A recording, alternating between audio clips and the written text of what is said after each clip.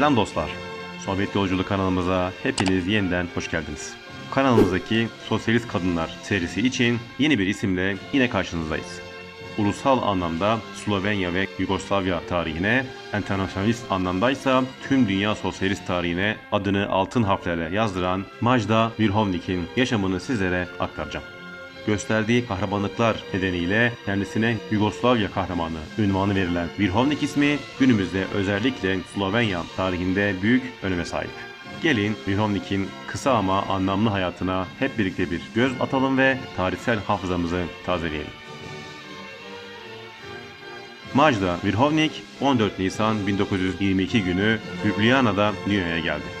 Aslında ailesi Viyana'da yaşıyordu. Hatta kendisi gibi sosyalist olan abisi Vladimir Verhovnik de Viyana'dan doğmuştu. Ancak 1. Dünya Savaşı'ndan sonra Ljubljana'ya taşındılar ve Majda Verhovnik burada doğdu. Liseden mezun olduktan sonra Ljubljana Üniversitesi Tıp Fakültesine girdi. Bu öğrencilik sürecinde Sloven öğrenci topluluklarına girdi ve öğrencilerden oluşan devrimci gruplarla hareket etmeye başladı. Verhovnik 1940 yılında Yugoslavya Komünist Partisi üyeliğine kabul edilmiştir. Verhovnik, Yugoslavya'nın işgalinden hemen sonra yeraltı direniş hareketine katıldı ve İtalya Krallığı'yla Nazi Almanyası'nın Slovenya'yı işgal girişimine karşı faaliyetler yürüttü. Bu süreçte Lochka ismini kullanmıştır. Yine kanalımızda sizlere anlattığımız Sloven ulusal kahramanı Vida Tomsik'in eşi Ton Tomsik bu süreçte Slovenya Komünist Partisi Merkez Komitesi sekreteriydi ve Majda Verhovnik Ton Tomsik'in yardımcılığını ve kuryeliğini yapmaktaydı. İşgalci kuvvetler onun faaliyetlerinin farkına vardığında Verhovnik'i tutukladılar ve ailesinin birkaç ay rehin tuttular. Verhovnik baskılara rağmen Ljubljana'da faaliyetlerine devam etti ve direniş için bir yeraltı basım evi kurulmasına büyük katkılar sundu.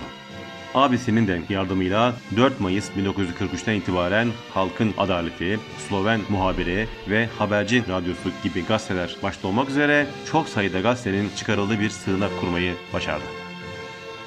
Uzun süre faşizm karşıtı mücadelesini sürdüren genç Verhovnik 22 Ocak 1944'te Litoral bölgesine gitti. Burada Yugoslavya Komünist Gençlik Birliği bünyesinde İdriya kasabasında ve Litoral'da eğitimler verdi.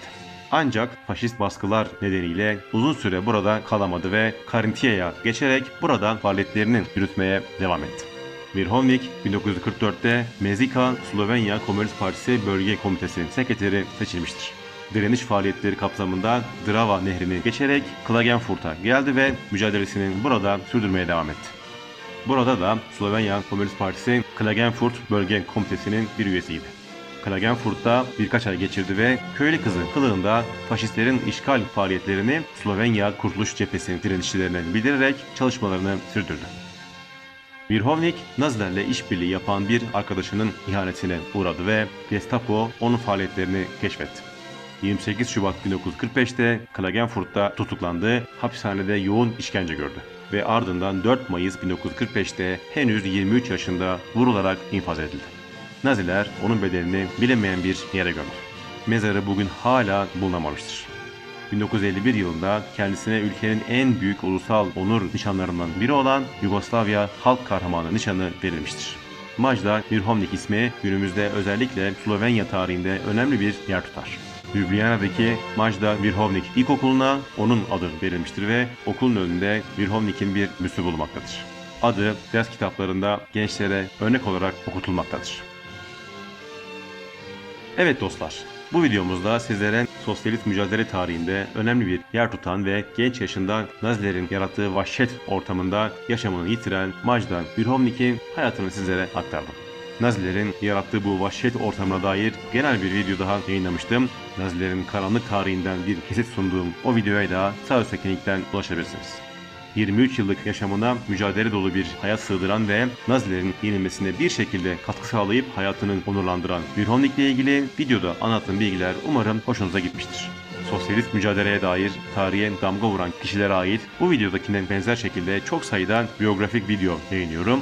O videoların olduğu listeye de sağ üstteki linkten ulaşabilirsiniz. İleride yine başka videolarda sizlerle birlikte olacağız. Kaçırmamak için kanalımıza abone olmayı da lütfen unutmayın. Şimdilik hoşça kalın, dayanışmayla kalın.